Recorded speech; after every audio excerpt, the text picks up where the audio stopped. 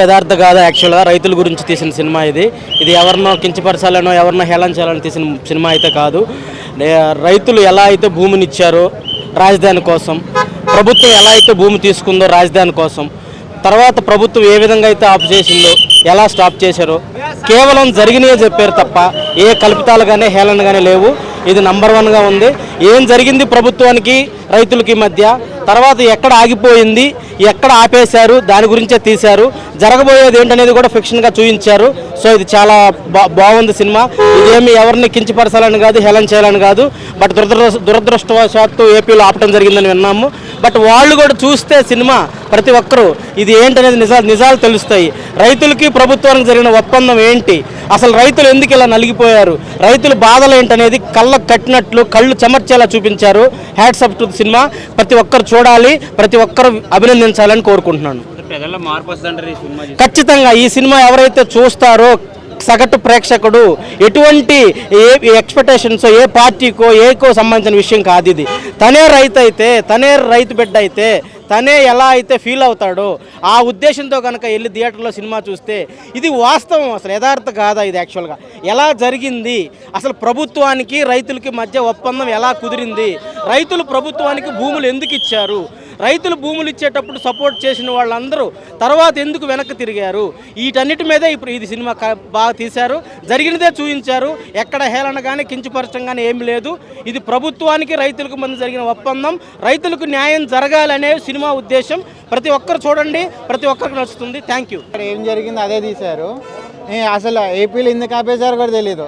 ఆపేశారంటే వాళ్ళు ఎంతో కొంత నిజం ఉంది కాబట్టి ఆపేశారు. కాబట్టి జగన్మోహన్ రెడ్డి భయపడుతున్నాడు. లేకపోతే అసలు ఆపాల్సినంత పని కూడా లేదు. చాలా బాగా తీశారు, ఉన్నది ఉన్నట్టుగానే తీశారు సినిమా. అసెంబ్లీ సీన్ అయితే అసలు క్రేజీ అని, అదే హైలైట్ పాయింట్. అసలు అది చాలా బాగా తీశారు. అది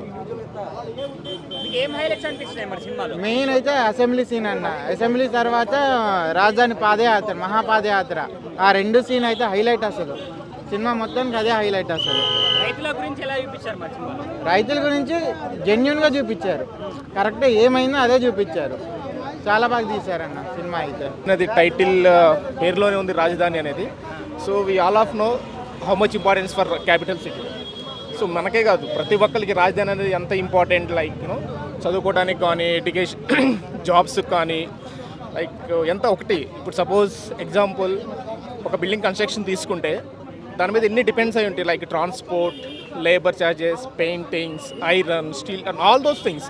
అందరికీ పని దొరుకుతుంది, అంతా అభివృద్ధి చెందుతుంది. ప్లస్ మన పిల్లలు బయట ఎక్కడికి వెళ్ళడానికి అవకాశం లేదు కాబట్టి. సో ఎందుకంటే మనకి అన్నీ వస్తే, లైక్ ఇప్పుడు మన చంద్రబాబు నాయుడు టైంలో అప్పుడు క్యాపిటల్ అనౌన్స్ చేసినప్పుడు రైతులు స్వచ్ఛందంగా 33,000 ఎకరాస్ ఇచ్చారు. ఎందుకు ఇచ్చారు? గవర్నమెంట్ని నమ్మి. సో గవర్నమెంట్ని నమ్మి చంద్రబాబు గారు తీసి పక్కన పెట్టి, ఎందుకంటే గవర్నమెంట్ ఎప్పుడైనా మారచ్చు. సో గవర్నమెంట్ నమ్మి ఇచ్చారు కాబట్టి నెక్స్ట్ జగన్ కూడా అదే కంటిన్యూ చేస్తే బాగుండేది. బట్ అది కంటిన్యూ చేయలేదు. That's very bad. So we lost రాజధాని. దెన్ అగైన్ 3 రాజధానులు ఇచ్చిన తర్వాత కూడా ఆయన స్టాండ్ అవ్వలేదు దాని మీద కూడా. అగైన్ మళ్ళీ ఇప్పుడు అందరూ కలిసి ఒకటే రాజధాని కావాలంటున్నారు. సో ఇక్కడ ఎంత ఇంపార్టెన్స్ ఉంది రాజధాని. ఇప్పుడు మీరు చూడండి, ఇప్పుడు మీరు వచ్చారు ఇక్కడికి, అదే మీరు అమరావతి మల్టీప్లెక్స్ దగ్గరికి వెళ్ళని చెప్పి నుంచోగలరా? ఎందుకంటే లేదు, we don't have chance over they. So అందుకని రాజధాని ఇంపార్టెన్స్ అనేది ఎంతవరకు కావాలి, ఎంత మనకి అవసరము, పొలిటికల్గా ఎంత డబ్బు ఇన్ఫ్లుయెన్స్ చేసి చేయగలరు అనేది బాగా చూపించారు. అందులో అందరు ప్రతి ఒక్క యాక్టర్ బాగా చేశారు. చాలా బాగుంది. చూడండి, థ్యాంక్ యూ.